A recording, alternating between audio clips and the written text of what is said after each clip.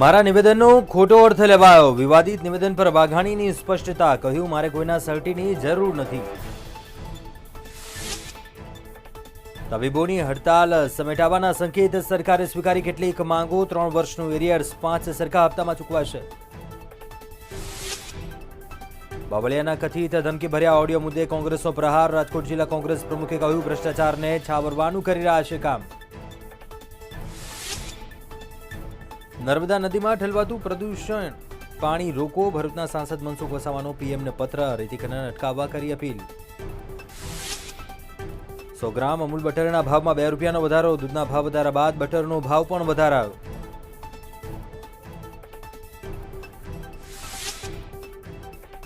પાકિસ્તાનમાં સંસદ ભંગ પર સુપ્રીમમાં સુનાવણી પૂર્ણ. સુપ્રીમ કોર્ટ રાત્રે 8 કલાકે સંભળાવશે ફેસલો.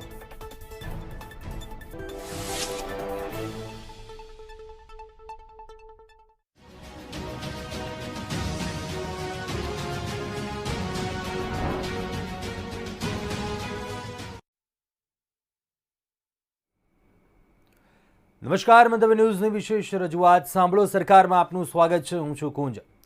રાજ્યમાં આશરે 10,000 જેટલા ડોક્ટરો 4 દિવસથી હડતાલ પર ઉતરી ગયા હતા. પોતાની પડતર માંગણીઓ ન સંતોષાતા ડોક્ટરો હડતાલ પર ઉતરી ગયા હતા. ત્યારે ડોક્ટરોની હડતાલને લઈને દર્દીઓને ભારે હાલાકીનો સામનો કરવો પડ્યો. ડોક્ટરોની હડતાલને કારણે ઘણા ઓપરેશન રદ કરવા પડ્યા, જેને લઈને દર્દીઓની સ્થિતિ કફોડી બની. દર્દીઓની સાથે તેમના પરિવારજનો પણ ભારે મુશ્કેલીમાં મુકાઈ ગયા. હોસ્પિટલમાં સ્વજનને લઈને સારવાર માટે આવેલા દર્દીના પરિવારજનોને વેલા મોઢે પરત ફરવાનો વારો આવ્યો. તો કેટલીક જગ્યાએ તો અકસ્માત બાદ મૃત્યુ થવાના કિસ્સામાં પોસ્ટમોર્ટમ પણ મોડે થયું. તો કેટલીક જગ્યાએ સારવારના અભાવે અકસ્માતમાં ઇજાગ્રસ્ત વ્યક્તિનું મોત થયા હોવાના પણ આક્ષેપ કરાઈ રહ્યા છે. ત્યારે આજ અંગે અમારી આજની આ વિશેષ રજૂઆત સાંભળો. સરકાર હોસ્પિટલોમાં દર્દીઓને જે હાલાકી પડી, હોસ્પિટલ આવીને પણ દર્દીઓને પરત ફરવું પડ્યું હતું.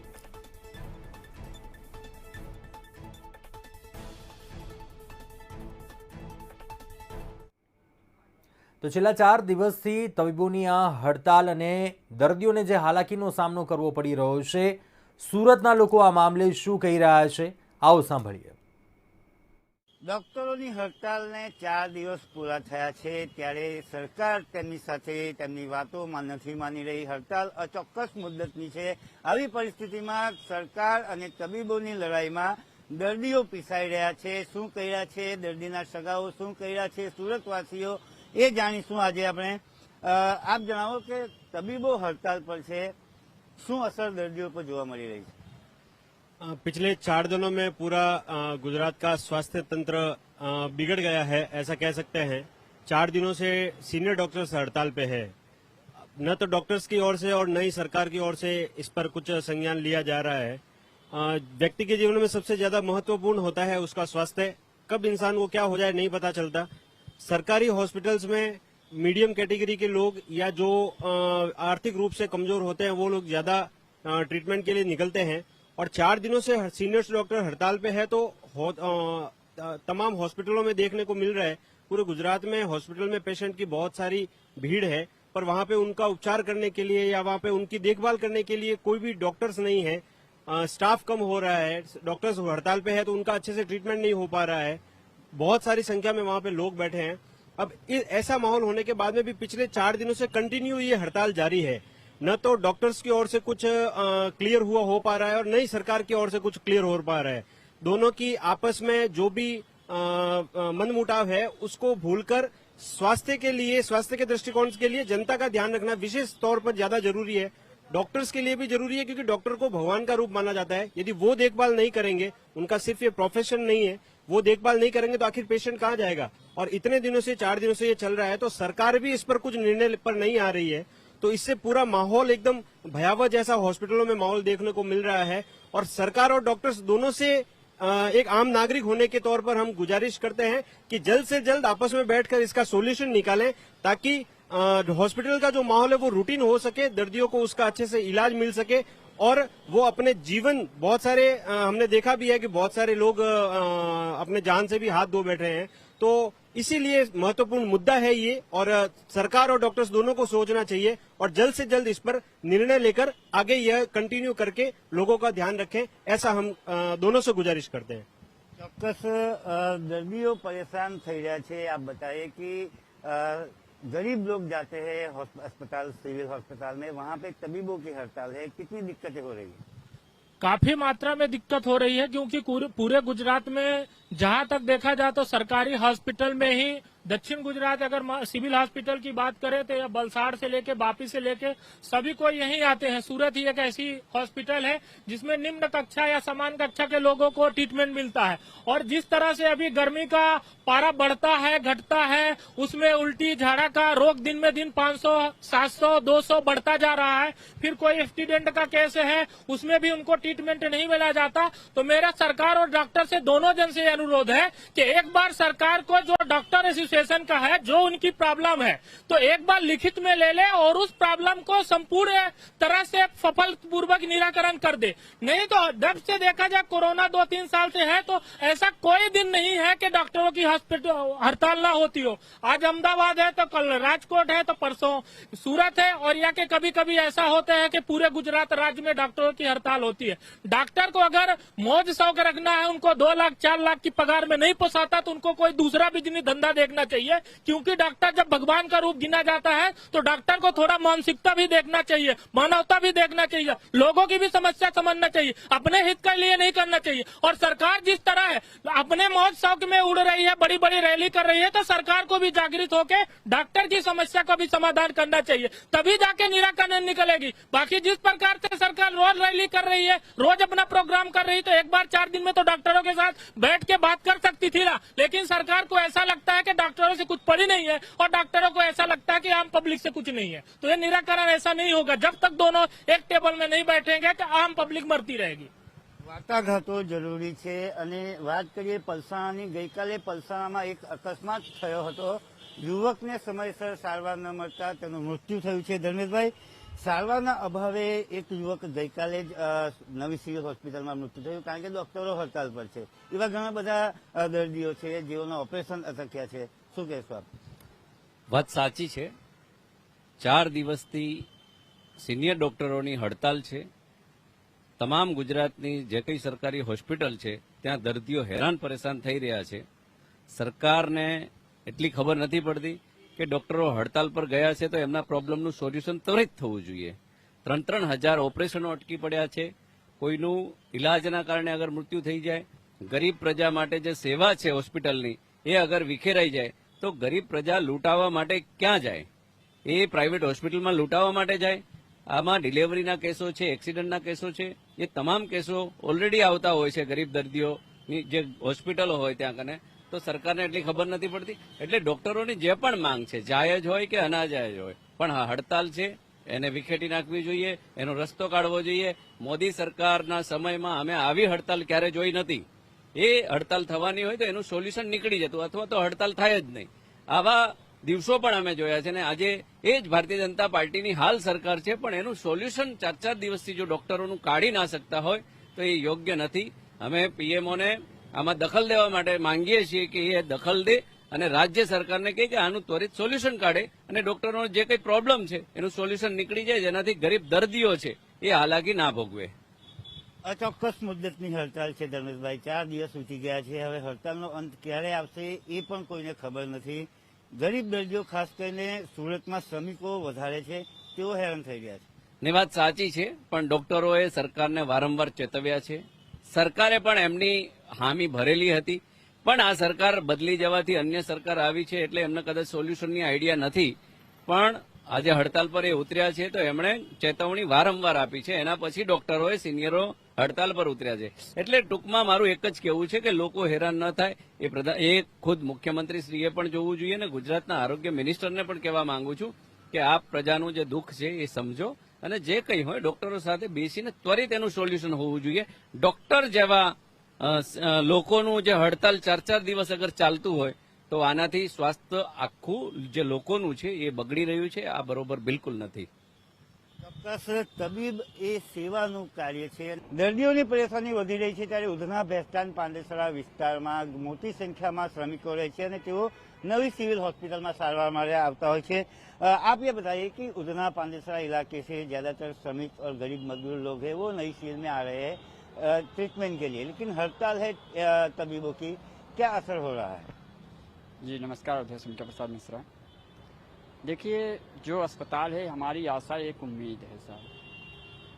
कहीं न कहीं हमारी जो श्रमजीवी क्षेत्र हैं, उधना भेस्तान पांडेसरा गुड़ादरा डिंडौली, ये गरीब तबका है साहब, और गरीब तबका ज़्यादा से ज़्यादा इसका सेवा लेता है. अब आज जो स्थिति एक परिस्थिति उत्पन्न हुई है, इससे बहुत ही ज़्यादा जो है ये अव्यवस्था है जी. अब आज कहीं न कहीं अगर देखने जाए, स्वास्थ्य एक ऐसी विषय है कि स्वास्थ्य से जुड़ा ही पूरा व्यवस्था है हमारी, और स्वास्थ्य की पूरी व्यवस्था के एकदम जो है चरमरा सी गई है. इससे हम ज़्यादा इससे व्यथित हैं. ચોક્કસ શ્રમિક દર્દીઓની પરેશાની વધી રહી છે. આપ જણાવો કે જે રીતે નવી સિવિલ હોસ્પિટલમાં એક દર્દી સારવાર માટે જાય છે, કલાકો સુધી લાઇનમાં બેસી રહેવું પડે છે કારણ કે તબીબોની હડતાલ છે અને ખાસ કરીને જે પ્રશિક્ષક છે તબીબો છે તેઓની સારવાર નથી મળતી, મોત પણ થઈ રહ્યા છે. શું કહેશો આપ? મારું આ સમગ્ર બાબતની અંદર એક જ વસ્તુ મારે કહેવાની છે કે કરીબ 27 થી 30 વર્ષથી રૂલિંગ કરતી પાર્ટી ભારતીય જનતા પાર્ટી ગુજરાતની અંદર રાજ કરી રહી છે. પરિણામ સ્વરૂપ આ વખતે કરીબ 8 થી 10 મહિનાથી નવી સરકાર ગુજરાતમાં લાગુ થઈ છે. કશે ને કશે આ કમજોર થાય છે. આજે ડોક્ટર અને પ્રશાસન સરકાર વચ્ચે કઈ મતભેદ ચાલી રહ્યા છે કે 4 દિવસ થઈ જાય અને અચોક્કસની મુદ્દત એ હડતાલ ચાલુ હોય અને જેનું પરિણામ સ્વરૂપ આ જે નોર્મલ જનતા છે, જે બિચારા શ્રમિક લોકો છે, એ લોકોને ભોગવવું પડે છે. બીમારીઓનો અંત નથી આવતો. અમુક કેસોની અંદર તો માણસ મૃત્યુ પણ પામે છે. એ બધા મૃત્યુના જવાબદાર કોણ? એ ડોક્ટર છે કે સરકાર છે? આ ડોક્ટર અને સરકારની વચ્ચે તાલમેલ બેસતો નથી કે કઈ સેટિંગ નથી બેસતું? મને એ સમજાતું નથી. આટલા મોટા પદ પર બેસીને જે વિરાજમાન છે ડોક્ટરો, એ શું કરી રહ્યા છે? પોતાના જે વસ્તુ છે આત્માની વાત પણ નથી સાંભળતા. અને વિપરીત સરકાર શું કરી રહી છે કે આ નવી સરકાર સક્ષમ નથી? એ બહુ મોટો પ્રશ્નાર્થ ચિહ્ન છે. કારણ કે તમે 30 વર્ષથી ગુજરાતની અંદર રૂલિંગ કરતા હો અને જે સૌથી બેઝિક પરિસ્થિતિ છે ડોક્ટરીની, મેડિકલી, એમાં તમે વિફળ થાવ છો. એનું શું મોટું કારણ છે? એ પ્રજાને જાણવાનો અધિકાર છે. તો આ તમારા બંનેની અંદર સંકલન કેમ નથી બેસતું? આ વારંવાર કોરોના કાળની અંદર પણ આ સ્ટ્રાઇક હતી, એના પછી પણ આ સ્ટ્રાઇક ચાલે છે. એનું શું કારણ છે? આ બેઝિક વસ્તુ પર ચર્ચા તમારી નથી થતી. સરકાર અને ડોક્ટરો વિશે આ ચર્ચા કેમ નહીં થતી? આ બહુ મોટો પ્રશ્નાર્થ છે જેના ઉપર આ સરકારે અને ડોક્ટરોએ બેસીને એક ટેબલ ઉપર ચર્ચા વિચારણા કરીને ફરીથી ભવિષ્યમાં આવી વસ્તુઓ ના થાય એનું ખાસ ધ્યાન રાખવું જોઈએ. આગળ ચુનાવ છે, સરકારે એ પણ ધ્યાન રાખવું જોઈએ. કારણ કે આ તમે બેઝિક વસ્તુ તમે ના કરી શકો તો તમે આગળ સરકાર શું ચલાવવાના સાહેબ? ચોક્કસ દર્દીઓની હાલત કફોડી થઈ રહી છે કારણ કે તબીબો ગેરહાજર છે અને હડતાલનું શસ્ત્ર તેમણે ઉગામ્યું છે. 3 વખત સરકાર સામે 1 દિવસની હડતાલ તો કરી હતી, પરંતુ હવે અચોક્કસ મુદતની હડતાલ છે. એની સીધી અસર દર્દીઓ પર થઈ રહી છે. આપ જણાવો કે સિવિલમાં સારવાર લેવા માટે જાઓ પરંતુ તબીબ ગેરહાજર છે. ગઈકાલે જ એક યુવકનું મૃત્યુ પણ થઈ ગયું. કેવી પરિસ્થિતિનો સામનો દર્દીઓએ કરવો પડી રહ્યો છે?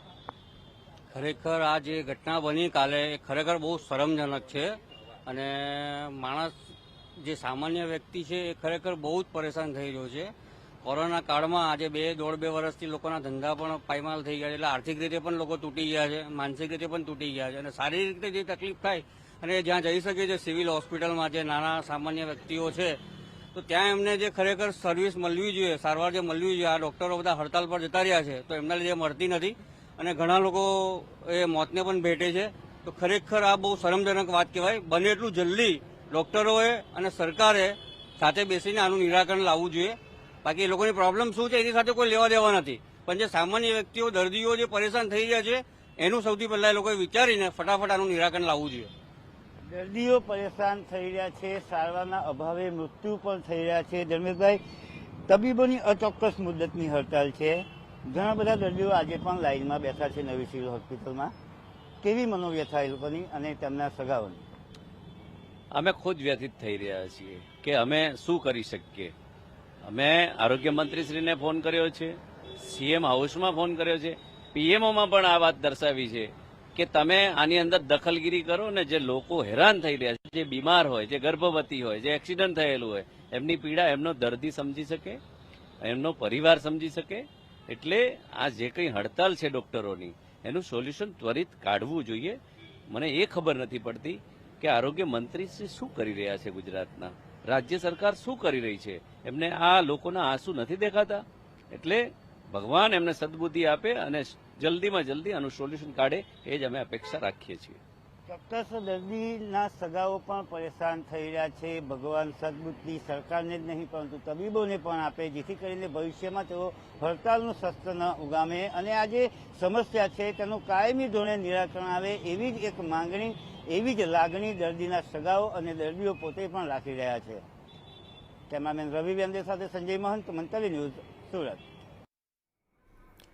તો હડતાલને લઈને દર્દીઓની સાથે તેમના પરિવારજનો પણ હાલાકીનો સામનો કરી રહ્યા છે. ત્યારે આ મામલે નવસારીના લોકોનું શું મત છે? આ હડતાલને લઈને શું હાલાકી પડી રહી છે? આવો સાંભળીએ શું વ્યથા એમની. મંતવ્ય ન્યૂઝના વિશેષ કાર્યક્રમમાં સાંભળો સરકારના કાર્યક્રમમાં આજે જે ડોક્ટરો જે હડતાલ પર ઉતર્યા છે, જેને લઈને આપણી સાથે નવસારીના કેટલાક લોકો જોડાયા, તેમની સાથે વાતચીત કરવાનો પ્રયત્ન કરીશું કે કેવી તકલીફો પડી રહી છે, જે પેશન્ટો છે અને દર્દીઓ છે તેઓને કેવો તકલીફ પડી રહી છે, કેવી તકલીફ પડી રહી છે ડોક્ટરો હડતાલ પર ઉતર્યા છે જેને લઈને. નવસારી જિલ્લાની અંદર વાંસદા તાલુકો એ સૌથી ગરીબ પછાત અને ટ્રાયબલ એરિયો છે. ત્યારે અહીંયા મોટાભાગે લોકો આ સરકારી હોસ્પિટલ પર જ નપતા હોય ને ત્યાંથી જ સારવાર લેતા હોવાને લીધે છેલ્લા 4 દિવસથી ડૉક્ટરોની કેટલીક માંગણીઓને લીધે લગભગ ડૉક્ટરો તમામ હડતાલ પર છે. ત્યારે જુનિયર અને સિનિયર, ત્યારે એમની સેવાનું કામ અટકી પડ્યું છે. ત્યારે આ દર્દીઓને એટલી હાલાકી છે કે કેટલાક દર્દીઓને જીવ ગુમાવવાનો વારો આવવો પડે.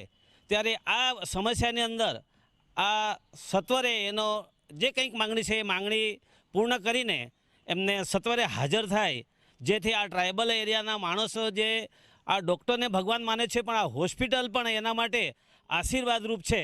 તો આ આશીર્વાદરૂપ થવા માટે સરકારે પણ આશીર્વાદરૂપ થવું જોઈએ એવું કહું છું. અસ્તુ. આપણી સાથે બીજા એક ભાઈ જોડાયા છે. તમારે શું કહેવું છે કે જે ડોક્ટરો હડતાલ પર છે, કેવી સુવિધાઓ મળી રહી છે? જ્યારે આજની વાત કરીએ, કંડોપાડા પીએચસી પર અમારા ગામના વ્યક્તિ સવિતાબેન કને ગયા હતા, ત્યારે આજે એમ ડૉક્ટર નથી એવું જાણવા મળેલ છે. ત્યારે એ દર્દીને ક્યાં જવું ક્યાં નહીં જવું, કે ગરીબ લોકો હોવાથી પૈસાના અભાવે એક સરકારની દવાખાને જવા માટે ગયા, પણ એમાં પેશન્ટના દર્દી એ ડૉક્ટર નથી એવું જાણવાનો એક દુઃખદ અનુભવ લીધો છે. આપણી સાથે બીજા એક ભાઈ જોડાયા છે. કેવી તકલીફો પડી રહી છે, ડૉક્ટરો નથી આવી રહ્યા? ડૉક્ટરો નથી આવી રહ્યા એ બાબતમાં એટલી બધી તકલીફ છે કે વાંસદા તાલુકો બિલકુલ ટ્રાયબલ એરિયો છે અને ગરીબો લોકો જીવતા હોય છે.